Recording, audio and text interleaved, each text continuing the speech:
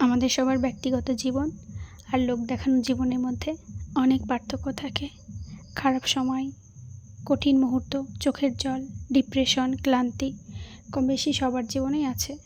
কিন্তু আমরা বড় হওয়ার সাথে সাথে সেসব কিছু লুকিয়ে ভালো আছি বলতে শিখে যাই। কারণ আমরা বুঝতে শিখে যাই দিন শেষে নিজের পরিস্থিতির সাথে নিজেকেই লড়াই করে যেতে হবে। খুব বেশি হলে কাছের কিছু প্রিয়জন পাশে থাকবে।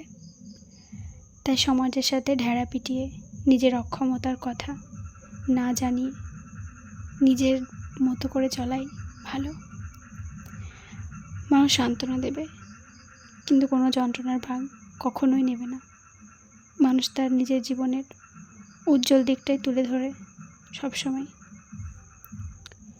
সবার জীবনে কিছু না কিছু অপূর্ণতা আছেই, আর সেটাকেই আমরা আর 5 জনের কাছ থেকে আড়াল করে রাখি।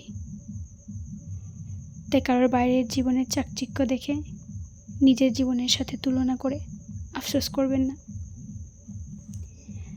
তাদের মনের খোঁজ নিলে শুনতে পারবেন আপনার মতো আমার মতো তার জীবনেও কোনো না কোনো খামতি অবশ্যই রয়েছে। আমরা সবসময় পারফেক্ট কিছুকেই ভালোবাসি, কিন্তু সব পারফেক্ট হয় না। সব পারফেক্ট বলেও কিছু হয় না।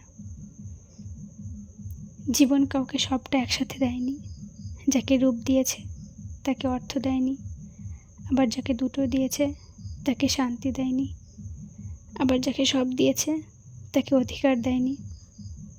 এক জীবনে সবাই সব কিছু পায়নি। কোনো না কোনো খামতি ঠিকই আছে।